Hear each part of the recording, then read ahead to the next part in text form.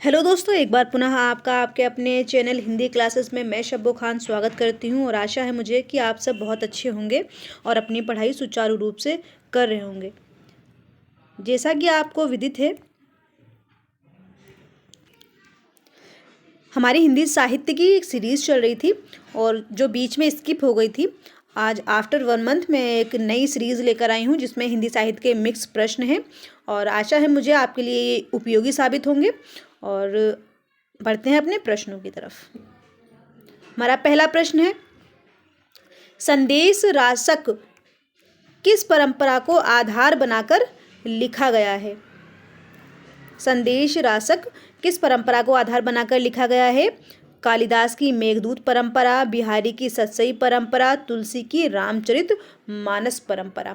संदेश रासक जो रचना है यह अब्दुल रहमान या इनको ही अध्ययमाण के नाम से भी जाना जाता है, उनकी रचना है संदेश रासक और यह जो है कालिदास की मेघदूत परंपरा को आधार बनाकर लिखा गया है। अगला प्रश्न है, अब्दुल रहमान या अध्ययमाण को किसने हिंदी का पहला कवि माना है? अब्दुल रहमान या अध्ययमाण को किसने हिंदी का पहला कवि माना है? हिंदी का पहला कवि माना है रामचंद्र शुक्ल ने, आचार्य हजारी प्रसाद द्विवेदी ने, आचार्य महावीर प्रसाद द्विवेदी ने। तो किसने माना है? आचार्य महावीर प्रसाद द्विवेदी ने अब्दुल रहमान को हिंदी का पहला कवि माना है। किसने? आचार्य महावीर प्रसाद द्विवेदी जी ने। अगला प्रश्न है, निम्नलिखित रचनाओं का आरोही क्रम के हिसाब से सही उत्तर है। आरोही क्रम बताना है आपको या जिसे बढ़ता क्रम भी कहते हैं। तो छोटे से सबसे बड़ी की तरफ जाना है कि मतलब जो सबसे पहले रचना प्रकाशित हुई है उससे बढ़ना है और जब जो लास्ट में प्रकाशित हुई है उसको लास्ट करना है। तो इसमें देखते हैं हम, हिंदी साहित्य का दूसरा इतिहास जो है या बच्चन सिंह की रचना है। ध्यान रखें आप इसको, या बच्चन सिंह की रचना है हिंदी साहित्य का दूसरा इतिहास और इसका जो प्रकाशन काल है 1996 इसका प्रकाशन काल है। अगली जो रचना है हिंदी साहित्य का आधा इतिहास। हिंदी साहित्य का आधा इतिहास जो है यह है नीरजा सुमन राजे का है। हिंदी साहित्य का आधा इतिहास जो है सुमन राजे की रचना है और इसका जो प्रकाशन काल है 2003 है। अगली जो रचना है हिंदी साहित्य का प्रथम इतिहास, जो आप जानते होंगे, जो ग्रियर्सन की रचना है modern vernacular literature of northern Hindustan 1888, उसका प्रकाशन था और इस रचना को अनुवादित किया है किशोरीलाल गुप्त ने 1957 में। तो इसका जो काल है, रचना काल, प्रकाशन काल 1957 है और यह अनुवादित रचना है। वार्ष्ण जो ग्रियर्सन की रचना है उसका अनुवाद किया गया है। तो इसका प्रकाशन कब हुआ है? 1957। ठीक है। हिंदी साहित्य का वैज्ञानिक इतिहास, यह जो है गणपति चंद्र गुप्त की रचना है और इसका जो काल है 1965 है। इसका काल क्या है? 1965। तो अब हम देखते हैं सबसे पहले कौन सी रचना आनी चाहिए? 1957 आनी चाहिए। और थर्ड ऑप्शन है ना, थर्ड ए, बी और सी तीन ऑप्शंस में थर्ड है, डी कट कर दो। इसके बाद 1957 के बाद आनी चाहिए 1965 हिंदी साहित्य का वैज्ञानिक इतिहास, बच्चन सिंह की रचना। फोर्थ ऑप्शन, फोर्थ इसमें भी नहीं है, इसमें फोर्थ ऑप्शन है। इसके बाद देखते हैं, इसके बाद आनी चाहिए हिंदी साहित्य का दूसरा इतिहास, फर्स्ट। फोर के बाद क्या आना चाहिए? फर्स्ट आना चाहिए। तो ये इसका बी ऑप्शन हो जाएगा, ये भी ऑप्शन इसका कट गया। तो पहले कौन सी आएगी? हिंदी साहित्य का प्रथम इतिहास 1957। ये किसकी रचना है? हिंदी साहित्य का प्रथम इतिहास किशोरीलाल गुप्त की। उसके बाद है फोर्थ नंबर हिंदी साहित्य का वैज्ञानिक इतिहास गणपति चंद्र गुप्त की 1965। उसके बाद है हिंदी साहित्य का दूसरा इतिहास, बच्चन सिंह की रचना है 1996। इसके बाद हिंदी साहित्य का आधा इतिहास सुमन राजे की रचना है ये और इसका प्रकाशन है 2003।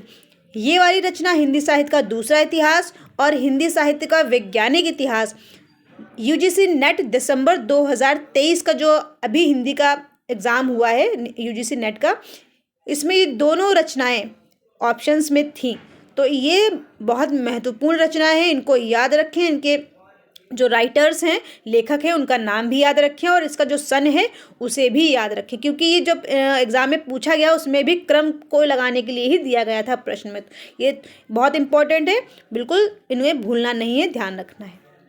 बढ़ते हैं अपने अगले प्रश्न की तरफ।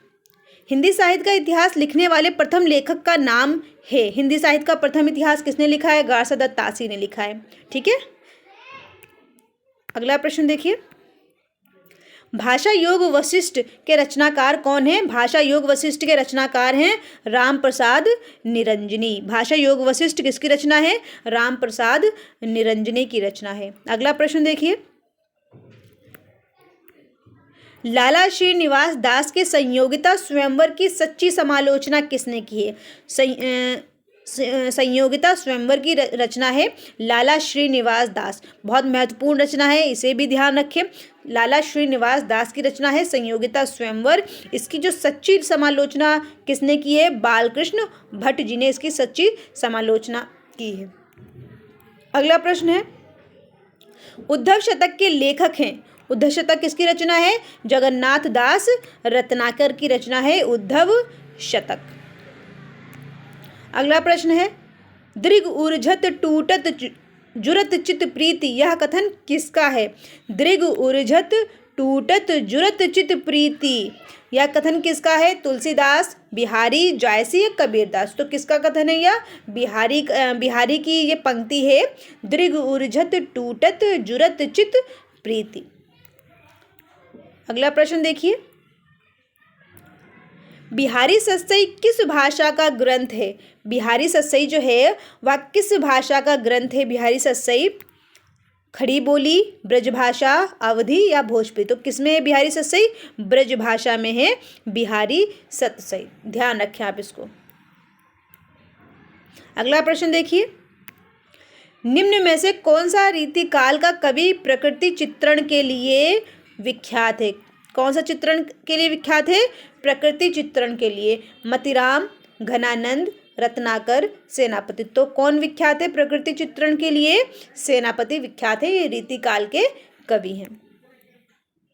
अगला प्रश्न है, सीख लीनो मीन मृग खंजन कमल नयन, सीख लीनो जसो प्रताप की कहानी, यह पंक्तियां किस कवि की हैं? तो यह पंक्तियां किसकी हैं?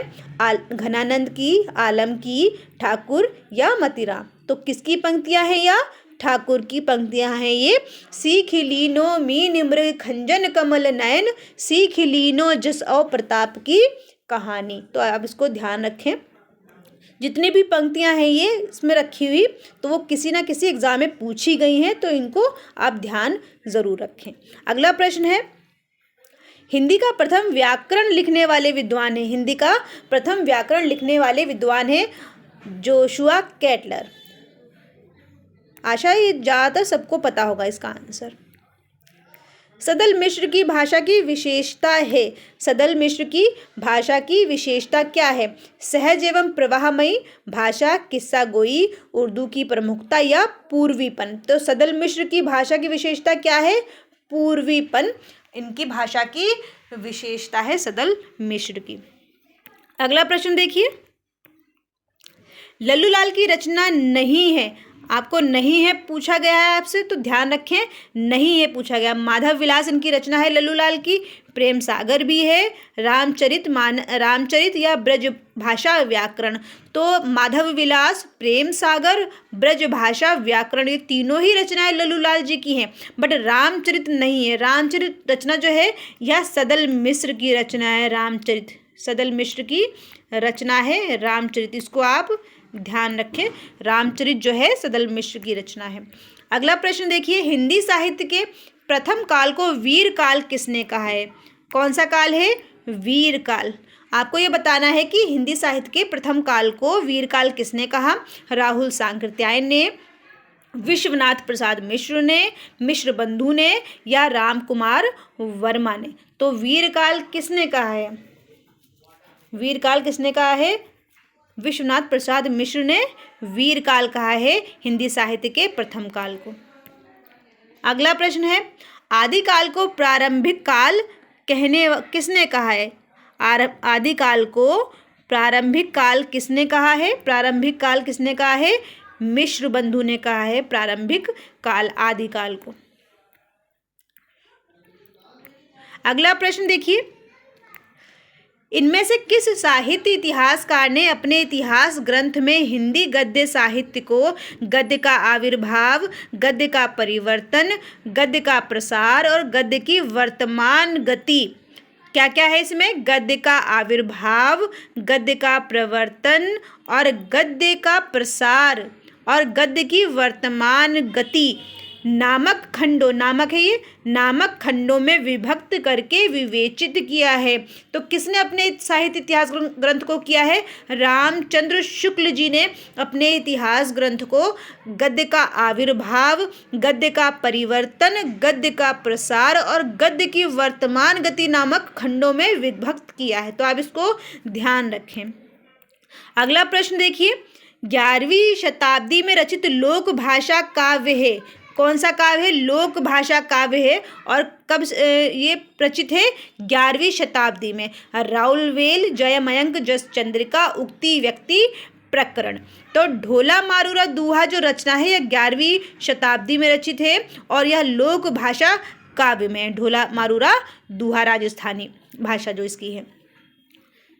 राउलवेल, जयमयंक, जस चंद्रिका और उक्ति व्यक्ति प्रकरण, इन तीनों ही रचनाओं को भी आप ध्यान में रखें। अगला प्रश्न है, सिद्धों में प्रथम कवि हैं, सिद्धों में प्रथम कवि हैं। तो सिद्धों में प्रथम कवि कौन है? सरहपा। सिद्धों में प्रथम कवि कौन से हैं? सरहपा। इसके अलावा अभी यूजीसी नेट 2023 में एक प्रश्न बना था कि राहुल सांकृत्यायन ने हिंदी का सबसे बड़ा या हिंदी का महान कवि किसे कहा है, सबसे बड़ा कवि किसे कहा है? तो वह स्वयंभू ऑप्शन था और सरहपा ऑप्शन था। इन दोनों ऑप्शंस में स्टूडेंट्स बहुत कंफ्यूज हुए हैं। माना राहुल सांकृत्यायन ने सरहपा को पहला कवि माना है, वो सिर्फ पहला बोला है, बट प्रश्न जो था वो बोला था, वहाँ प्रश्न में जो लिखा था वो महान कवि था, सबसे बड़ा महान कवि हिंदी का। तो वहाँ जो था वो स्वयंभू उसमें आंसर में था। तो अब बहुत बच्चे इसमें कंफ्यूज हुए हैं। तो अगला प्रश्न देखें, राहुल सांकृत्यायन के अनुसार चरिया गीत और दोहा कोश की रचना करने वाले पहले बौद्ध सिद्ध हैं। चरिया गीत और दोहा कोश की रचना करने वाले पहले बौद्ध सिद्ध कौन से हैं? वह कौन से हैं? सरहपा हैं। अगला प्रश्न है, अपभ्रंश शब्द का सबसे पहले उल्लेख किसने किया है? अपभ्रंश शब्द का सबसे पहले उल्लेख किसने किया है? पतंजलि जी ने अपभ्रंश शब्द का सबसे पहले उल्लेख किया है। अपभ्रंश का भवभूति किसे माना जाता है? अपभ्रंश का भवभूति किसे माना जाता है? स्वयंभू, शालिभद्र सूरी या धनपाल। तो अपभ्रंश का भवभूति किसे बोलते हैं? पुष्पदंत को बोला जाता है। अपभ्रंश का भवभूति किसे बोलते हैं? पुष्पदंत को बोलते हैं अपभ्रंश का भवभूति। अगला प्रश्न है, विद्यापति ने कुल कितने ग्रंथों की रचना की है? 12, 10, 14 या 16। तो विद्यापति ने कुल कितने ग्रंथ हैं इनके? 14 ग्रंथों की रचना की है विद्यापति ने। विशिष्टाद्वैतवाद के प्रतिपादक थे। तो विशिष्टाद्वैतवाद के कौन प्रतिपादक थे? मध्वाचार्य, रामानुजाचार्य, निम्बार्काचार्य, रामानंद। तो रामानुजाचार्य जो थे यह विशिष्टाद्वैतवाद के प्रवर्तक थे। आज के लिए बस इतने ही प्रश्न थे। आशा है मुझे आप सभी को ये प्रश्न पसंद आएंगे और आपके लिए ये सहायक सिद्ध होंगे आपके आगामी एग्जाम में। तो अगर आप अब तक चैनल पर नए हैं और आपने अब तक भी चैनल को सब्सक्राइब नहीं किया है और तो आप चैनल को ज़रूर सब्सक्राइब करें, साथ में साइड में बने बेल आइकॉन को भी प्रेस करें ताकि आगे आने वाली सभी नोटिफिकेशंस जो है सबसे पहले आप तक पहुँचे। तो मिलते हैं अगली वीडियो में और धन्यवाद। Bye bye.